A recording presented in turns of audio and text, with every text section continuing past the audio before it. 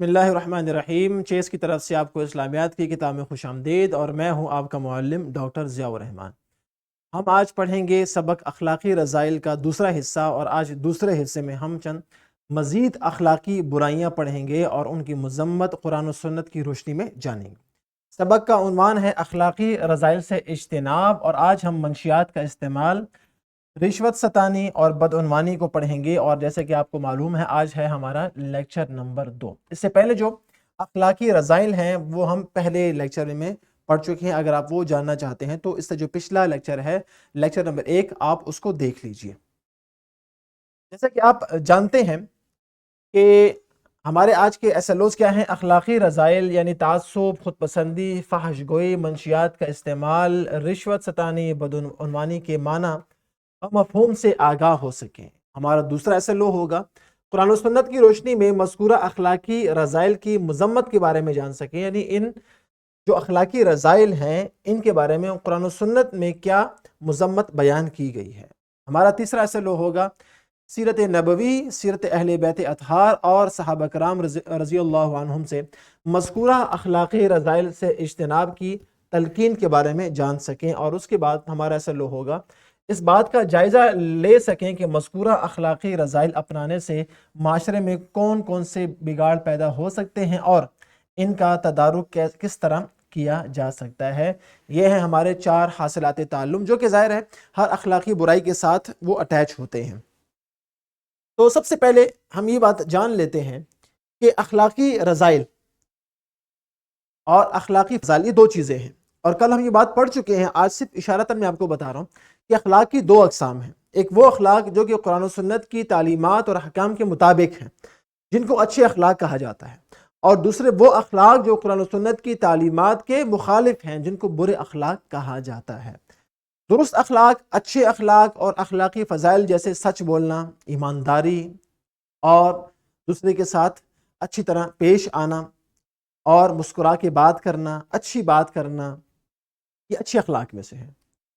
لیکن اس کے برعکس دھوکہ دینا، جھوٹ بولنا، خیانت کرنا، دوسرے کے بارے میں برا چاہنا، یہ کیا ہیں؟ برے اخلاق میں سے ہیں۔ اور ان دونوں اخلاق کے معاشرے پر کیا ہوتے ہیں؟ اثرات۔ اگر معاشرے میں اچھے اخلاق ہوں تو ان کے اچھے اثرات ہوتے ہیں، اور اگر برے اخلاق ہوں تو اس کے برے اثرات ہوتے ہیں۔ تو ہم جو پہلی برائی پڑھیں گے وہ ہے فحشاء والمنکر والبغی، کہ فحش گوئی جو ہے اس کے بارے میں ہم کل پڑھ چکے ہیں، یہ آیت اس سے متعلق ہے۔ اور قرآن پاک میں آپ دیکھیں اس آیت میں اللہ تعالیٰ نے کچھ چیزوں کا حکم دیا ہے اور کچھ چیزوں سے روکا ہے۔ اب حکم کس کا دیا ہے؟ ان اللہ یأمر بالعدل والاحسان وایتاء ذی القربى۔ اللہ تعالیٰ نے عدل اور انصاف کا حکم دیا، احسان کا حکم دیا، اور جو آپ کی جو قریبی ہیں ان کی مدد کا حکم دیا۔ اور اس کے برعکس روکا کس سے؟ وینہا، اور روکا عن الفحشاء، فحش گوئی سے اور فحش کاموں سے، والمنکر، اور برائی سے، والبغی یعظکم لعلکم تذکرون۔ اب دیکھیں یہاں پر 3 کاموں کا حکم دیا اور تینوں اچھے اخلاق ہیں، اور 3 کاموں سے روکا اور تینوں کیا ہیں؟ بری عادات ہیں۔ تو لہٰذا یہ قرآن کا فیصلہ ہے کہ اچھے کاموں کا حکم دینا اور برے کاموں سے روکنا۔ تو آج کا جو ہمارا سبق ہے وہ برائی سے متعلق ہے، اور ہم 3 برائیاں پڑھیں گے۔ سب سے پہلی برائی جو آج کے سبق سے متعلق ہے وہ ہے منشیات کا استعمال، یعنی وہ ایسی چیزیں استعمال کرنا جو آپ کی عقل کو مغلوب کر دیں، آپ کی عقل پہ غالب آ جائیں، اور آپ کو اچھے اور برے کی تمیز ہی کیا ہو جائے؟ ختم۔ اور آپ جانتے ہیں کہ منشیات کا کام یہی ہوتا ہے کہ آپ کی عقل پر حاوی ہو جاتی ہیں، اس پر غالب آ جاتی ہیں، اور آپ کو اچھے اور برے، صحیح اور غلط، اپنے اور پرائے کی تمیز کیا ہو جاتی ہے؟ ختم ہو جاتی ہے، اور آپ کو نہیں پتا ہوتا کہ آپ کیا کہہ رہے ہیں، آپ کو اپنی بات کا اور اپنے کام کا اندازہ ہی نہیں ہوتا۔ تو ہر ایسی چیز جو عقل پر غالب آ جائے شریعت نے اس کو حرام قرار دیا ہے۔ کیوں؟ شریعت یہ کہتی ہے کہ عقل، فہم، شعور یہ قیمتی چیز ہے، یہ کیا ہے؟ اور جو اس میں خلل ڈالے وہ کیا ہے؟ حرام ہے۔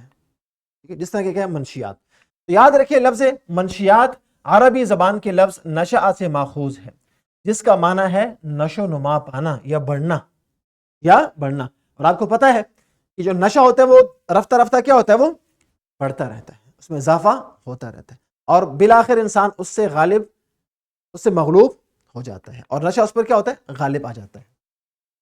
اور اسلام میں انسانی جان اور انسانی عقل، جو چیز اسلام کا ایک اصول ہے، یہ اصول یاد رکھیں، بہت جگہ کو کام آئے گا۔ اسلام یہ کہتا ہے کہ جو چیز انسانی جان کو نقصان پہنچائے، جو چیز انسانی عقل کو نقصان پہنچائے، وہ کیا ہے؟ منع ہے، وہ حرام ہے۔ اس لیے کسی مسلمان کی طرف اسلحہ لہرانا، آپ کی جنگ کی نیت نہ بھی ہو، یہ کیا ہے؟ حرام ہے، منع ہے۔ نشہ اس لیے حرام ہے، خودکشی اس لیے حرام ہے، کسی کو نقصان دینا اس لیے کیا ہے؟ حرام ہے۔ قتل اس لیے حرام ہے کہ اس سے انسانی جان کو کیا ہوتا ہے؟ خطرہ۔ اس طرح انسانی عقل کو جو چیز خطرے میں ڈال دے وہ بھی کیا ہے؟ حرام، جس کا سب سے بڑا مضر کیا ہے؟ منشیات، کہ وہ انسانی عقل پر اور صحت پر کیا ہوتی ہیں؟ برے اثر ڈالتی ہیں۔ اور آج سائنس بھی یہ بات مانتی ہے کہ منشیات کی جتنی بھی اقسام ہیں وہ انسان کی صحت کے لیے اور عقل کے لیے کیا ہے؟ نقصان دہ ہیں۔ اور انسان جو ہے، اسلام جو ہے، وہ انسانی عقل اور شعور اور صحت کا خیال رکھنے کا حکم دیتا ہے، اس لیے وہ نشے کو کیا کرتا ہے؟ حرام۔ اسلام کا ایک اصول ہے، کل مسکر حرام، ہر نشہ آور چیز کیا ہے؟ اتنی نشہ آور وہ ہو کہ آپ کے وہ عقل پر پردہ ڈال دے اور آپ کو صحیح اور غلط کا اندازہ ہی نہ ہو، وہ نشہ کیا ہے؟ حرام ہے۔ ٹھیک ہے، اس سے کم درجے میں ہے وہ حرام نہیں، وہ مکروہ کے اس میں آ جائے گا۔ اور جو نشہ ہے، جو شراب ہے، اس کے بارے میں قرآن پاک میں آتا ہے، سورہ البقرہ آیت 219، یسألونک عن الخمر والمیسر، اے نبی صلی اللہ علیہ وسلم، وہ آپ سے سوال کرتے ہیں عن الخمر، شراب کے بارے میں، والمیسر، اور جوئے کے بارے میں، قل فیہما، آپ فرما دیجئے، فیہما، ان دونوں میں، اسم کبیر، بہت بڑا گناہ ہے، اسم گناہ کبیر، بہت بڑا۔ ترجمہ دیکھ لیں، وہ آپ صلی اللہ علیہ وسلم سے سوال کرتے ہیں شراب اور جوئے کے بارے میں، آپ فرما دیجئے ان دونوں میں کیا ہے؟ بڑا گناہ۔ ان دونوں میں کس میں؟ شراب میں اور جوا، ان دونوں میں کیا ہے؟ بڑا گناہ ہے، اور شریعت نے اس کو حرام قرار دیا ہے۔ اور آپ صلی اللہ علیہ وسلم نے فرمایا کہ شراب، نشاور چیز، ہر برائی کی کیا ہے؟ جڑ ہے۔ ہر برائی کی کیا ہے؟ جڑ ہے۔ ظاہر عقل پہ آپ کے کنٹرول ختم ہو گیا تو پھر آپ بہت سے گناہ کر سکتے ہیں نا، بدکاری بھی کر سکتے ہیں، کسی کو قتل بھی کر سکتے ہیں، کسی کو نقصان بھی دے سکتے ہیں، کسی پہ الزام بھی لگا سکتے ہیں، آپ کسی پہ بہتان بھی لگا سکتے ہیں۔ ظاہر آپ کے سامنے عقل کا پردہ کیا ہو گیا؟ آ گیا نا، عقل پہ پردہ آ گیا، تو لہٰذا آپ کوئی بھی گناہ کر سکتے ہیں۔ اس لیے جو نشہ ہے، اس کو تمام جو برائیاں ہیں ان کی جڑ کہا گیا ہے۔ ٹھیک ہے، اور آپ صلی اللہ علیہ، یہ تو ایک حدیث ہوگی۔ دوسری حدیث میں آپ صلی اللہ علیہ وسلم نے اس مجلس اور محفل میں جانے سے بھی منع کیا جہاں پر نشہ آور چیزیں موجود ہوں۔ ایسا نہیں کہ آپ کہیں میں تو وہ چیز استعمال نہیں کروں گا، آپ استعمال نہ بھی کریں۔ شریعت نے آپ کو اس بات کی اجازت نہیں دی کہ آپ اس مجلس میں بھی جائیں جہاں پر یہ برائی کیا ہے؟ موجود ہے۔ یہ دو احادیث، پہلی کیا ہے؟ شراب تمام برائیوں کی جڑ ہے، اور دوسری یہ حدیث جو میں نے آپ کو بتائی کہ ایسے مجلس میں بھی آپ صلی اللہ علیہ وسلم نے جانے سے منع کیا ہے جہاں پر یہ برائی موجود ہو۔ اور صحابہ کرام نے کیا عمل کیا؟ جیسے ہی مدینہ میں شراب کی حرمت کا حکم آیا، صحابہ کرام نے دو کام کیے۔ نمبر ایک، جو شراب موجود تھی سب کے سب گلیوں میں انڈیل دی، اور وہ برتن جن میں وہ پڑی ہوتی تھی وہ کیا کر دیے؟ توڑ دیے، کہ ان برتنوں میں ہم پانی بھی نہیں پیئیں گے، کہ اثر بھی نہ آ جائے۔ یہ ہے عمل، یہ کیا ہے؟ عمل۔ جیسے ہی حکم نازل ہو گیا اس کو کیا کر دیا؟ چھوڑ دیا۔ یہ ہے صحابہ کا رد عمل، صحابہ کرام کا شراب چھوڑنا اور اس کے برتن توڑ دینا۔ یہ شراب کی حرمت کے بعد گلیوں میں شراب کے برتن انڈیل دینا، یہ ہے صحابہ کرام رضی اللہ تعالی عنہم کا رد عمل۔ اب جو آج کل کے دور میں جو سگریٹ نوشی ہے اور نسوار کا استعمال ہے، یاد رکھیں یہ اسلامی روح کے خلاف ہے، یہ اسلامی روح کے خلاف ہے، اور لایانی امور میں، یعنی بے مقصد کاموں میں، یہ جو ہے وہ ایک فضول کاموں میں کیا ہوتا ہے؟ ان کا شمار ہوتا ہے۔ اور حدیث پاک میں آتا ہے اسلام کی خوبصورتی یہ ہے کہ انسان لایانی باتوں سے اجتناب کرے، تو ان سے بھی کیا کرنا چاہیے؟ آپ کو اجتناب کرنا چاہیے۔ دوسری برائی وہ کیا ہے؟ رشوت ستانی اور بدعنوانی۔ یہ اگر آپ تھوڑا سا غور کریں تو یہ دونوں ملے جلے کیا ہیں؟ گناہ ہیں۔ رشوت کیا ہے؟ میرا کوئی کام ناجائز جو میں کرنا چاہ رہا ہوں، کوئی جاب آئی، وہ جاب کسی اور کو نوکری ملنی چاہیے، لیکن میں نے کسی کو پیسے دیے، اس نے میرا کام کر دیا، میرا نمبر اس نے پہلے کر دیا، یہ رشوت ہے۔ اپنے ناجائز کام کے لیے کسی کی مالی یا کسی اور طرح سے اس کے ساتھ تعاون کرنا، یہ کیا ہے؟ حرام ہے، اور یہ کیا ہے؟ رشوت ستانی ہے۔ اور آپ صلی اللہ علیہ وسلم نے یہ فرمایا کہ الراشی والمرتشی کلاہما فی النار، جو رشوت دیتا ہے وہ بھی اور جس کو رشوت دی جاتی ہے وہ بھی، دونوں کیا ہیں؟ جہنمی ہیں۔ ٹھیک ہے، اور اس میں آپ دوسرے مسلمان کا حق بھی آ رہے ہیں۔ اور بدعنوانی کیا ہے کہ آپ کے پاس ایک طاقت آ گئی، ایک اختیار آ گیا، آپ اس کا غلط استعمال کریں، آپ اس کا سیٹ کا غلط استعمال کریں۔ آپ کے پاس حکومت کا پیسہ آتا ہے، آپ ذاتی استعمال میں، گورنمنٹ نے آپ کو گاڑی دی، آپ گورنمنٹ کا کام کریں، آپ گھر کے کام کر رہے ہیں، یہ کیا ہے؟ بدعنوانی ہے۔ یہ کیا ہے؟ بدعنوانی ہے۔ تو اسلام نے رشوت کو بھی حرام قرار دیا اور بدعنوانی کو بھی حرام قرار دیا۔ ٹھیک ہے، اب دیکھیں رشوت ستانی اور بدعنوانی کا تعلق مالی معاملات سے ہے۔ اکثر جو آپ دیکھتے ہیں کہ انسان جو رشوت دیتا ہے وہ روپے کی صورت میں دے رہا ہوتا ہے کہ یہ آپ میرا کام کر دیں، میں آپ کو اتنے پیسے دے دوں گا۔ یہ کیا ہے؟ مالی بدعنوانی ہے۔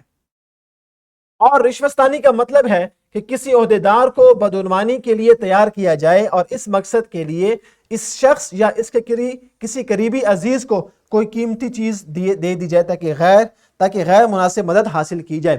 میں نے ایک افسر کو کہا میرے یہ کام کر دیں، وہ کام غیر قانونی ہے، جائز نہیں ہے، اور میں اس افسر کو یا اس کے بھائی بہن بیٹا بیٹی کو میں آپ کو ٹور کرا دوں گا، میں تحفہ اس کو دے دوں گا، اور یہ کیا ہے جی؟ ایک تحفہ، یہ تحفہ نہیں، یہ سب کیا ہوتے ہیں؟ حرام ہوتے ہیں، یہ رشوت ہوتی ہے۔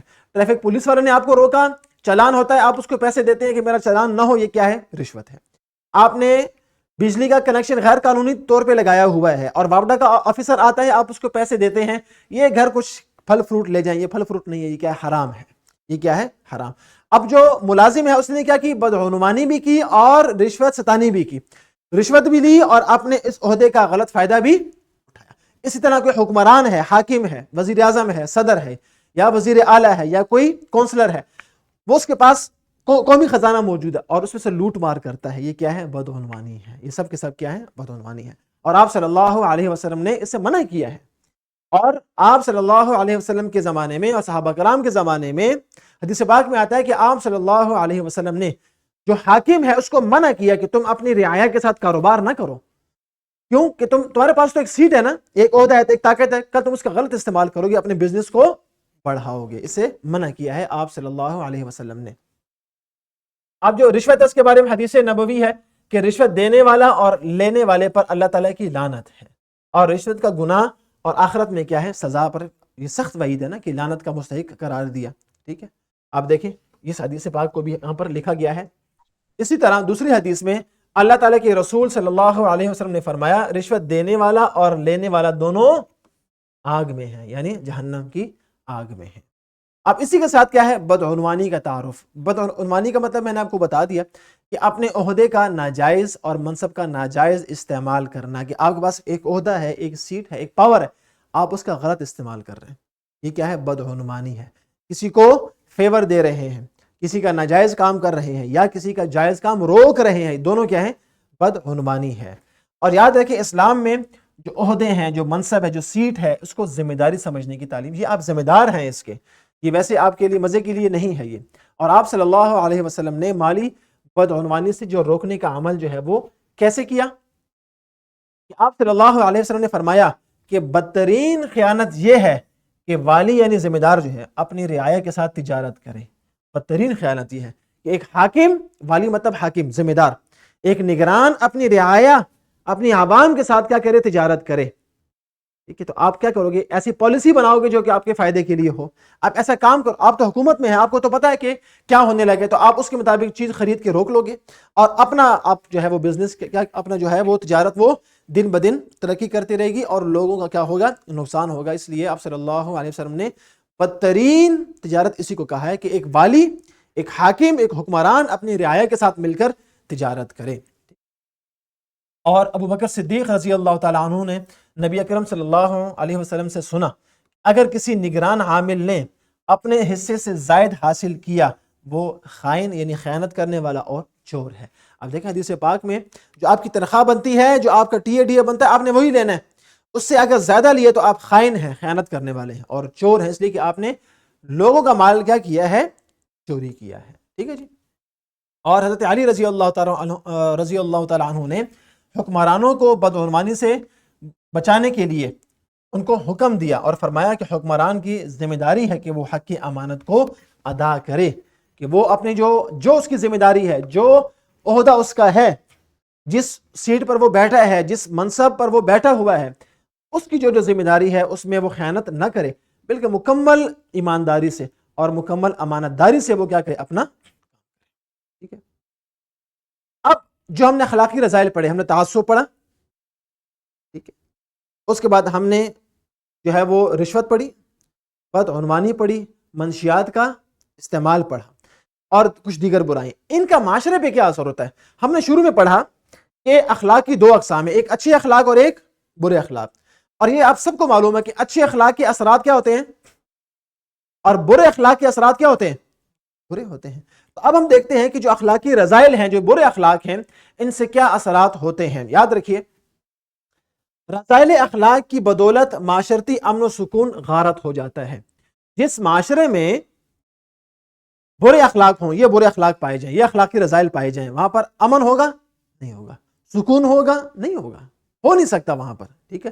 یہ پہلی برائی اور پہلی خرابی ہے جو وہاں پر پیدا ہوگی۔ اسی طرح وہاں پر باہمی اخوت، لوگوں کے درمیان محبت، بھائی چارہ نہیں ہوگا، منافرت ہوگی، ہر ایک جو ہے وہ اپنے دوسرے آدمی سے، دوسرے انسان سے نفرت کرے گا، ایک دوسرے پر اعتماد نہیں ہوگا، عدم اعتماد ہوگا، یہاں پر یہ برائیاں پائی جائیں گی۔ تو باہمی اخوت اور محبت کی بجائے منافرت ہوگی، عدم اعتماد ہوگا، ایک دوسرے سے کیا ہوگی، نفرت کی راہیں ہموار ہوں گی۔ اسی طرح نااہلی بڑھے گی، جہاں پر رشوت سے کام چل رہا ہے وہاں پر اچھے لوگ اوپر آئیں گے نہیں، نالائق لوگ اوپر آئیں گے، نااہل لوگ اوپر آئیں گے، جو حقدار نہیں ہے وہ لوگ اوپر آئیں گے، پیسے دے کے، رشوت دے کے اور بدعنوانی کے ذریعے سے جو لوگ اوپر آئیں گے وہ کیا ہوں گے، نااہل۔ تو جب نااہل افسر اوپر بیٹھیں گے تو سارے کا سارا نظام کیا ہوگا، خراب ہوگا، ٹھیک ہے۔ تو معاشرے میں نااہلی کیا ہوتی ہے، بڑھتی ہے، جس سے اداروں اور بالآخر ریاست کا نقصان ہوتا ہے۔ ظاہر ہے جس ادارے میں نااہل انسان بیٹھے گا تو اداروں ہی سے کیا بنتی ہے، ریاست بنتی ہے نا۔ ریاست کسی جو بلڈنگ کا نام تو نہیں ہے، کسی عمارت کا نام تو نہیں ہے، ادارے مختلف مل کے ریاست بنتی ہے۔ جب اس ادارے میں بھی نااہل ہے، اس میں بھی نااہل ہے، سب اداروں میں نااہل لوگ بیٹھے ہیں، تو بتائیں ریاست میں نااہل نہیں ہوں گے، ریاست کو بھی خطرہ ہوتا ہے۔ اس لیے ان اخلاقی جو رذائل ہیں ان سے ہمیں بچنا چاہیے۔ اسی طرح ان اخلاقی برائیوں کے سبب افراد معاشرے کے مابین تعلقات میں بگاڑ پیدا ہوتا ہے، ان کا آپس کے تعلقات کبھی بھی درست نہیں ہوتے، اس لیے کہ ہر ایک دوسرے کے خلاف ہے، ہر ایک جو ہے وہ دوسرے کا حق کھا رہا ہے، اور دنیاوی نقصان تو ایک طرف، اس کا آخرت میں بھی کیا ہے، نقصان ہے۔ تو نہ دنیا میں اس کا فائدہ ہے اور نہ موت کے بعد کیا ہے، فائدہ ہے۔ تو ان اخلاقی رذائل کے کیا ہے، ڈبل نقصانات ہیں، دگنے نقصانات ہیں، دنیا بھی عذاب، تکلیف، مشقت، اور آخرت بھی کیا ہے، اللہ تعالیٰ کے عذاب کا مستحق۔ لہٰذا ان اخلاقی رذائل سے ہم سب کو بچنا چاہیے، اور یہ اللہ تعالیٰ کے غضب کا موجب ہے، اللہ تعالیٰ کے غضب کو واجب قرار دیتی ہے یہ اخلاقی رذائل۔ تو اس کے بعد ایکٹیویٹی کیا ہے، ہم ان اثرات کو کیسے کم یا ختم کر سکتے ہیں۔ اثرات تو ہم نے جان لیے نا، اثرات ہم نے جان لیے، ہم ان اثرات کو کیسے کم کر سکتے ہیں۔ اصل بات یہ ہے، ہمارا SLO بھی یہی تھا کہ ان اثرات کو جان کر، ان کا جائزہ لے کر، ان کو کم کرنے کے لیے کیا ہم کر سکتے ہیں۔ اس پر آپ نے ایکٹیویٹی کیا ہے، کوئی سے 5 کام بتائیں اور اپنی کاپی پر تحریر کریں، اور کل انشاءاللہ تعالی ہم اس پر بات چیت کریں گے۔ اور گھر کا کام کیا ہوگا، مذکورہ اخلاقی رذائل سے بچنے سے متعلق سیرت النبی صلی اللہ علیہ وسلم، سیرت صحابہ رضی اللہ عنہم اور اہل بیت رضی اللہ عنہم سے مثالیں تلاش کریں۔ کچھ مثالیں تو ہم نے پڑھ لی ہیں، کچھ مزید مثالیں بھی آپ تلاش کریں جس میں منشیات، رشوت اور بدعنوانی کی مذمت بیان کی گئی ہو، یا ان کے سے اجتناب کا ہمیں سبق ملتا ہو۔ آپ سیرت نبوی یا سیرت صحابہ و اہل بیت سے کوئی ایک واقعہ تلاش کر کے آپ نے کمرہ جماعت میں بتانا ہے، اور والدین کی مدد سے آپ نے یہ واقعہ تلاش کرنا ہے۔ اس کے ساتھ اس ورک شیٹ کی، اس لیکچر کی ورک شیٹ اور کویشچن بینک بھی موجود ہے جو کہ SLO بیسڈ ہے۔ آپ اس کو بھی ضرور دیکھیے اور اس کو ضرور حل کیجیے تاکہ یہ SLO بھی آپ سمجھ جائیں، اس کی مشق بھی ہو جائے، اور آنے والے بورڈ کے ایگزام کے لیے بھی آپ خوب تیار ہو سکیں۔ تو اپنا بہت خیال رکھیے گا، انشاءاللہ تعالی اگلی ویڈیو میں پھر ملاقات ہوگی۔ فی امان۔